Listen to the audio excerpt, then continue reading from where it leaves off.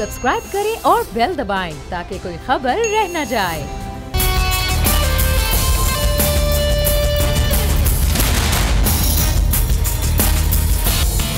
अस्सलामुअलैकुम नाज़रीन, प्रोग्राम में आपको खुशामदीद कहेंगे। मैं हूं आपके साथ सहरेश ज़ुहेब। बहुत से अहम मामलात हैं जिन पर हम बात करेंगे। आज कोरोना वायरस की तशवीशनाक सूरत हाल, उसके बाद जो भारतीय फ़ौजियों की चीनी फ़ौजियों के हाथों पिटाई हुई है उस पर भी हम बात करेंगे। और भी बहुत से अहम मामलात हैं। वफाकी काबीना का इजलास ख़त्म हुआ है, बजट जैसे कि आ चुका है, अपोजिशन शदीद तनकीद का निशाना बना रही है बजट को, उस पर भी बात की जाएगी। लेकिन सबसे पहले हम जो बात करेंगे वो कोरोना वायरस की बिगड़ती सूरत हाल पर ही बात होगी।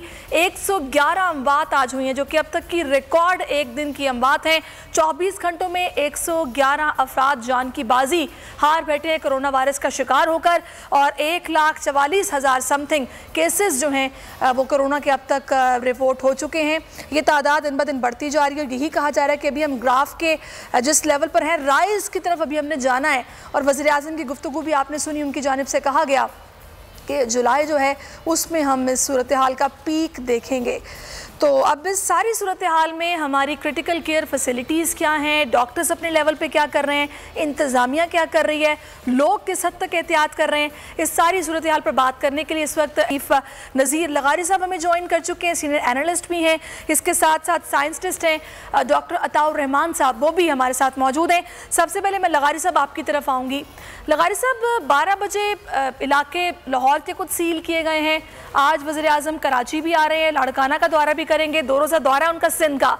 इस सारी सूरत हाल का वो जायज़ा लेंगे। ये सिलेक्टिव लॉकडाउन आपको कुछ समझ आया? स्मार्ट लॉकडाउन का नाम जिसको दिया गया, तो पहले तो इस पर भी तैयार नहीं थे ना, ये बात मानने को तैयार नहीं थे। 2 दिन पहले 3 दिन पहले जो उन्होंने लाहौर का विज़िट किया था और लाहौर में जाकर उन्होंने कहा था, उनको उस वक्त मीटिंग के दौरान उनके साथी जो हैं, उनके करीबी रफ़का पंजाब के जो है जो पंजाब को लीड कर रहे हैं, जो पंजाब में उनके साथ उनके साथी हैं, वो सब ये कह रहे थे कि लॉकडाउन करना पड़ेगा, आप लॉकडाउन की इजाज़त दे दें। लेकिन वो आखिरी वक्त तक नहीं मान रहे थे लॉकडाउन को। जब लाहौर के पंजाब की गवर्नमेंट ने अपने तौर पर इसका फ़ैसला किया तो बहुत से इलाकों को लॉकडाउन करने का ऐलान किया है। मुज़ंग को, शाहदरा को, कुछ और इलाकों को जो है उनने लॉकडाउन करने का फ़ैसला किया है। लेकिन अब देखना ये है कि ये सिलेक्टिव लॉकडाउन जो है वो इनको क्या रिज़ल्ट देता है। अगर इन इलाकों में ज़्यादा हो रहा था तो क्या इससे कम होता है? लोगों की जो है वो एक दूसरे के साथ मिलने से जो हो रहा है उसकी अगर शरह कम होती है तो मेरे ख्याल में एक बेहतर रास्ता यही होगा। वैसे भी लेकिन लगारी साहब, हमारे लिए सबसे बड़ी प्रॉब्लम यह है कि हमने मईशत का पहिया भी चलाना है, क्योंकि वज़ीर आज़म की गुफ्तगू आप सुन चुके हैं। उन्होंने कहा है कि हमें भूख का भी एक बहुत बड़ा चैलेंज है जिसका हम सामना कर रहे हैं। तो अगर हम मुकम्मल लॉकडाउन करेंगे, जो कि कोई मुल्क भी जो कि तरक्की पजीर ममालिक हैं वो तो चलो कर ही रहे हैं, मतलब कभी लगाते हैं लॉकडाउन, कभी खोल देते हैं लॉकडाउन, लेकिन जो तरक्की याफ्ता ममालिक हैं वो भी अफोर्ड नहीं कर सकते हैं। तो आपको क्या लगता है कि ये जो लॉकडाउन है ये भी हम नहीं कर सकते, हम इस पोजीशन में नहीं है, तो क्या हम अब तक सिचुएशन को मिसरीड कर रहे थे? आपको नेग्लिजेंस नज़र कहाँ आ रही है?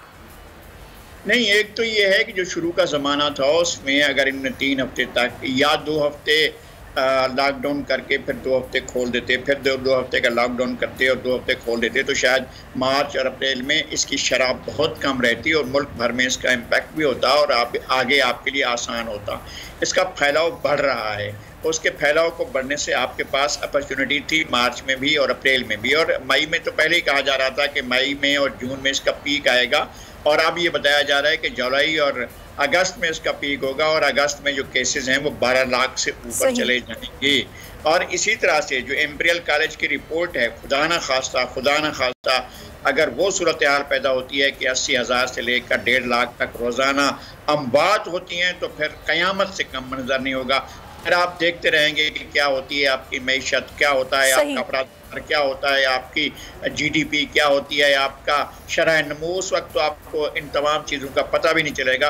आप बहुत बुरे तूफ़ान में घिर चुके होंगे जहाँ से बचने का कोई रास्ता नहीं होगा। आपको इस तूफ़ान के आगे बंध बांधने की ज़रूरत थी और बंध बांधा जा सकता था, मगर आपने नहीं। बंद बांधा जा सकता था जो कि आपने नहीं बांधा, इसी सवाल को मैं आगे लेकर चलूंगी। इस वक्त पीएमए से डॉक्टर अशरफ निज़ामी साहब हमें ज्वाइन कर चुके हैं। डॉक्टर साहब बहुत शुक्रिया आपके वक्त का। कहिएगा, अभी जैसे कि आपने लगारी साहब की बात सुनी, उन्होंने कहा कि बंद बांधा जा सकता था जो कि नहीं बांधा गया, यानी कि आपने सूरत हाल को मिसरीड किया। तो इंटेंसिटी अभी क्या है, ग्राउंड रियलिटीज़ क्या हैं, क्रिटिकल केयर फैसिलिटीज़ आप कैसी देख रहे हैं?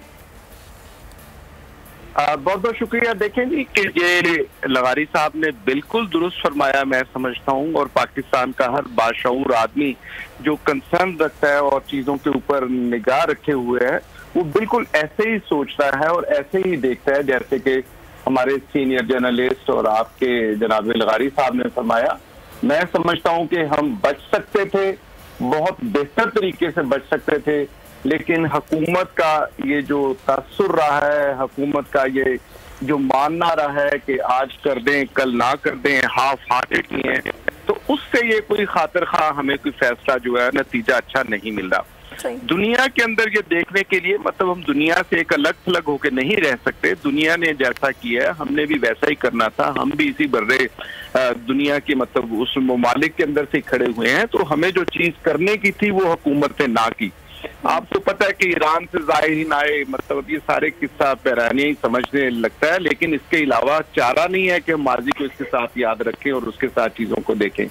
वो भी जो हालात उसके साथ आए वो भी खुदा का बस करम ही हुआ है जो कि है।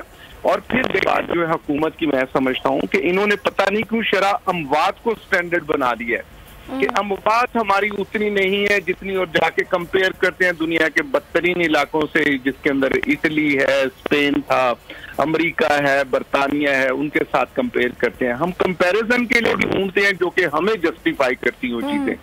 कंपैरिजन के लिए we never go for the comparison. हमारे साथ ही इधर मतलब वियतनाम है, गरीब मुल्क है, हमारे जैसे गरीब मुल्क है, वहां की आबादी भी वैसी है, उनकी जो शरह नमूद है वो भी कोई हमसे कोई ज्यादा अच्छी नहीं है, लेकिन उन्होंने बिन हैसुल कौम बहसियत कौम फैसले किए। हुकूमत ने अपनी रिट जो है वो उसको कायम किया और हमारे सामने है कि वियतनाम के अंदर कैसा और कैसा अच्छा हुआ। ताइवान हमारे सामने है, ऑस्ट्रेलिया और न्यूजीलैंड चले समझ लें कि वो ज्यादा अमीर है, लेकिन मैं समझता हूँ कि सेहत के मामले के अंदर और गरीब से बढ़ के writ of the government that is very much important. और जैसे लगारी साहब ने बिल्कुल दुरुस्त कहा कि अभी भी, और आपने भी जैसे फरमाया कि स्मार्ट लॉकडाउन और इस किस्म की जो चीजें ये सोच रहे हैं, it is not going to be that much effective. Either do it or don't do it. मुझे ये बताएगा कि अभी हम ये देख रहे हैं कि हॉस्पिटल्स के बाहर ये बैनर्स आवेजा कर दिए गए कि यहाँ पर गुंजाइश अब नहीं है, यहाँ पर मजीद मरीज नहीं लिए जा सकते कोविड-19 के। फिर यही बार बार कहा जा रहा है कि भी जिनको हो गया कोरोना वो घर में क्वारंटीना हो जाएं, कोशिश करें अस्पतालों का रुख ना ही करें। तो ये जो ऑन ग्राउंड सिचुएशन आप देख रहे हैं, अस्पतालों में क्या बिस्तर कम पड़ गए हैं, हम लोग खुद कुफील नहीं हैं, क्या हमारे पास वेंटिलेटर्स उस मिकदार में मौजूद नहीं हैं, बिस्तर मौजूद नहीं है, सिचुएशन है क्या? लोग बहुत घबराए हुए हैं। देखिए, लोगों से ज्यादा हुकूमत घबराई हुई है और हुकूमत का घबराना यह है कि हैविंग देयर इनडिफरेंट एटीट्यूड, उस वजह से। ये देखिए, हम पाकिस्तान मेडिकल एसोसिएशन के नुमाइंदा की हैसियत से हम कोई बहुत बड़ी तंजीम या बहुत बड़े रिसोर्सफुल किस्म की ऑर्गेनाइजेशन नहीं है कि हम ये सारी चीजें करते फिरें, लेकिन हमारे साथ जो देखा गया, जो दुनिया में देखा, तो हमने, कैन यू इमेजिन कि 22 जनवरी को हमने रेड अलर्ट निकाला, 22 जनवरी को हमने कहा कि ये कैफियत आने वाली है। 6 फरवरी को लाहौर के अंदर हमने बाकायदा तौर पे एक बहुत बड़ा सेमिनार किया, चाइनीज कॉन्सुलेट जनरल को बुलाया, बाबा को बुलाया, और उन्हें हमने कहा, खुदा शाहिद है कि जब मैं प्रेस कॉन्फ्रेंस कर रहा था तो मैंने मतलब ये कहते हुए कि ये तादाद हजारों में नहीं लाखों में जाएगी, तो मतलब मेरे साथ वाले दोस्त जो, तो उन्होंने मुझे नीचे से पाँव मारा कि यार तुम ये क्या कह रहे हो।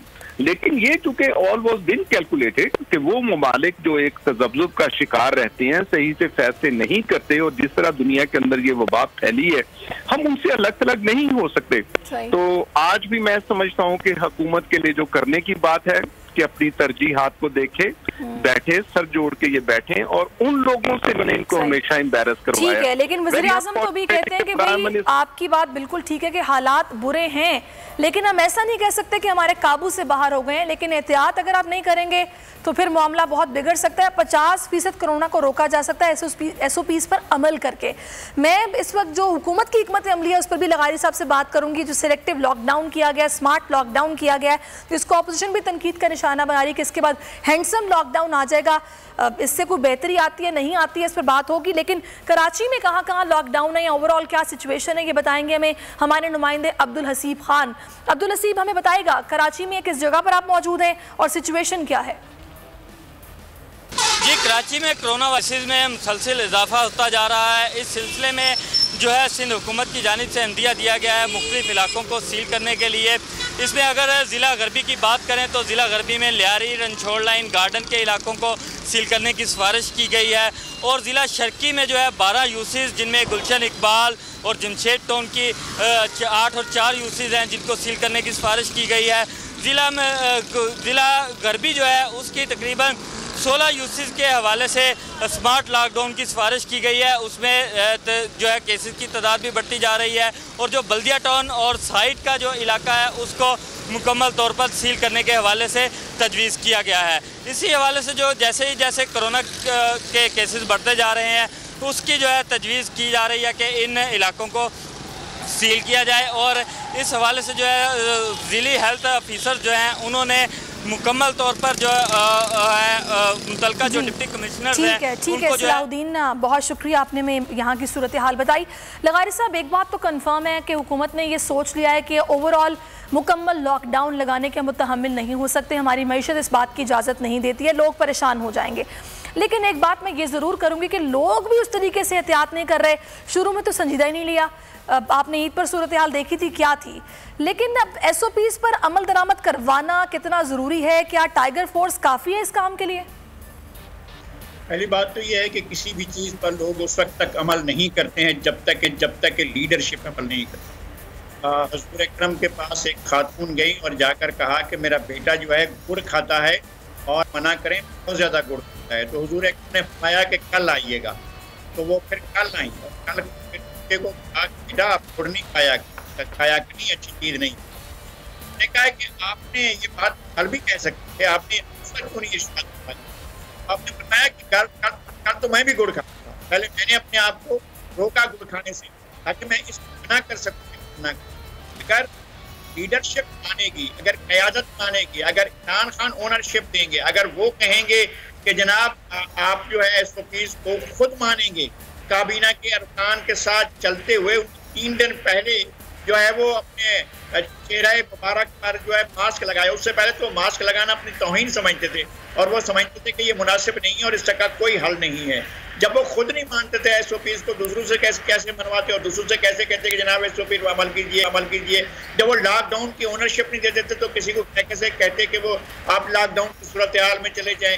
किसी को अगर वो खुद इस बात के दिल से कायल होते कि घर से गैर ज़रूरी तौर पर बाहर नहीं निकलना चाहिए तो लोगों को कहते कि घर से गैर ज़रूरी तौर पर बाहर ना निकलें, जबकि वो इस बात पर यकीन ही रखते थे और वो चाहते ही नहीं थे। वो तो आइन पर अमल कर रहे थे कि जनाब लोगों की नकलो हरकत पर पाबंदी नहीं लगाई जा सकती। आपको ये पता है कि जब क़यामत आ रही हो, जब सूरत हाल इस हद तक चली जाए, अल्लाह ना करे कि वो सूरत हाल पैदा हो जिसकी तरफ आलमी इदारे निशानदेही कर रहे हैं, इंपीरियल कॉलेज ने निशानदेही किया है, तो फिर ये आपकी सारी की सारी जो चीज़ें हैं वो धरी रह जाएंगी, आप कहीं भी नहीं होंगे। आपके पास अल्लाह माफ़ करे, अल्लाह करे कि कभी ऐसा ना हो, आपके पास तो लाशें उठाने का ऑप्शन भी नहीं होगा। इतनी खतरनाक सूरत हाल जो है। चलिए इस पर अशरफ निज़ामी साहब बताएंगे। अशरफ साहब, ये जो अभी लंदन कॉलेज इंपीरियल कॉलेज उसने जो प्रेडिक्शन दी है, जो नंबर्स वो बता रहे हैं वो तो होश रुबा नंबर्स हैं। आपको क्या लगता है, क्या ये रेट इस हद तक चला जाएगा, केसेस का भी और डेथ टोल भी? देखिए, मैंने फिर अपने रेफर बैक करूंगा अपनी उस प्रेस कॉन्फ्रेंसेस को जो कि हमने की यहाँ लाहौर के अंदर रह के और बाकी हमारी तंजीमों ने भी की। तो अगर आप उन फिगर्स को, उन नंबर्स को भी देखें तो वो वैसे ही नंबर आपको नजर आएंगे जो कि आज हम जिनके अंदर से गुजर रहे हैं। हमने उस वक्त ये प्रिडिक्ट किया था। और फिर चलें, आप इंपीरियल कॉलेज को अगर छोड़ भी दें तो हमारे जो असद उमर साहब हैं उन्होंने ये फरमाया कि जुलाई के अंदर 10 लाख से ज्यादा केसेस यहाँ पे हो जाएंगे। तो ये जो है ये साइंटिफिक बेस्ड बातें होती हैं, ये कोई हवा के अंदर या अजम्पशन बेस्ड बात नहीं है। मैं समझता हूँ कि कुर्सी का और लगारी साहब को again I second him in all aspects कि बिल्कुल दुरुस्त फरमा रहे हैं कि मुल्क के अंदर जो बढ़ती हुई वबा जब तक हुकूमत रिट ऑफ द गवर्नमेंट के लिए और खुद स्टेट ऑफ कंफ्यूजन से बाहर नहीं निकलेगी उस वक्त तक हमारे लिए कोई अच्छे की तवक्को नहीं। अल्लाह माफ करे लेकिन ये जो हालतें आप कह रही हैं कि इंपीरियल कॉलेज वाली को जो रेफर कर रही हैं, इंपीरियल कॉलेज मैं समझता हूँ कि बिल्कुल ठीक कर रहा है। WHO ने जो कुछ हमें कहा वो भी हमारे सामने है कि WHO ने जैसे कह के यहाँ पे चीजें की, लेकिन हाफ हार्टेडली चीजें करने के साथ वो खमियाजा हम लोग को तैयार रहना पड़ेगा। और अल्लाह माफ करे वो कोई अच्छे हालात नहीं होंगे। अच्छा, एक और मामला जिस पर मैं रोशनी डालना चाहती हूँ, ये बड़ा सीरियस मैटर है क्योंकि मुझे लगता है कि आगे आने वाले दिनों में इस पर बहुत सीरियसली क्वेश्चंस उठना शुरू हो जाएंगे। ये जो टेस्टिंग का मामला है, एक तो मुझे ये भी बताएगा कि हम इसमें खुद कफील हो सकते हैं, ये टेस्टिंग किट्स जो हमें बाहर से मंगवाना पड़ेंगे कि आगे हम खुद नहीं बना सकते, और जो टेस्ट यहाँ पर किए जा रहे हैं, इवन के जो असेंबली के मेम्बर्स हैं या फिर आम तो लोग हैं ही, ख्वास भी इस बात की शिकायत कर रहे हैं कि अगर हम प्राइवेट अपना टेस्ट करवाते हैं तो उसका रिजल्ट कुछ और आता है, सरकारी अस्पताल से करवाते हैं तो उसका रिजल्ट कुछ और आता है। ऐसा क्यों है? देखें, इसके लिए जो है वो बात ये है कि बिकॉज द टेस्ट करने वाले बंदे की कैपेसिटी और टेस्ट करने वाले की competency, that is very much important. जिस जगह से ये जाके उन्होंने स्वैब लेना है, अगर उस बंदे को, टेस्ट लेने वाले बंदे को उस जगह तक जाके वो टेस्ट जो है ये मटीरियल नहीं लेता तो यकीनन ये नेगेटिव आएगा। अगर, और दूसरी बात मैं आपसे एक शेयर करता जाऊं मैडम, कि टेस्ट का पॉजिटिव और नेगेटिव होना डज नॉट मीन बाय कि बंदा जो है वो कैरियर नहीं है। ये टेस्ट अगर पॉजिटिव भी बताता है तो it is just in 70%। Ideal situation के साथ आपने लिया तो इट विल बी 70%। सो अगर किसी का नेगेटिव आ गया जी, एक जगह से आया पॉजिटिव आ गया, दूसरी जगह से नेगेटिव आ गया, तो डज नॉट मीन बाय कि ही और she is not a carrier of the कोविड-19। हमारा जो कंसर्न है, जिसके लिए हम बार बार जोर दे रहे हैं कि हमारे लिए सबसे ज्यादा अहम और इम्पोर्टेंट वो लोग हैं जो कि सिम्टम फ्री हैं, और ये 80 to 85% है, उनको पता ही नहीं चलना कि हम इससे इन्फेक्ट हुए कि नहीं हुए। दैट इज द रीजन कि WHO और हमारी जैसी तंजीमों ने, मैंने जाती तौर पे जो शो डाला कि हमारे यहाँ टेस्टिंग कैपेसिटी को ज्यादा करनी चाहिए। पहले 50,000 पर डे के ऊपर आ जाना चाहिए। चलिए, अब लेकिन आप समझती हैं कि अभी भी नहीं है। ठीक है, चलें, इस पर मैं लगारी साहब का पॉइंट ऑफ व्यू भी लूंगी कि भाई अभी हम लोगों ने, जब हम इतने बड़े पेंडेमिक का हमें सामना है, तो इससे निपटने के लिए हमने अपने बजट में क्या कुछ रखा और क्या हम अपनी मईशत को इस सूरत हाल में संभाल पाएंगे? इस सवाल का जवाब मैं उनसे लूंगी, लेकिन एक ब्रेक छोटा सा लेते हैं और फैसलाबाद की सूरत हाल भी जानेंगे। आप हमारे साथ रहिए।